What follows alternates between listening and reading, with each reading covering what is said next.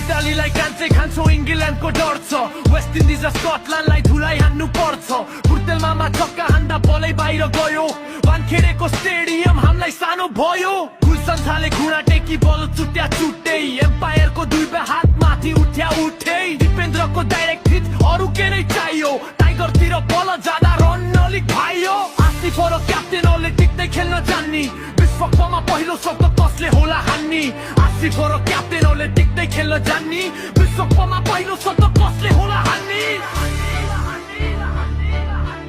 विश्वकपमा पहिलो शब्द कसले होला हान्नी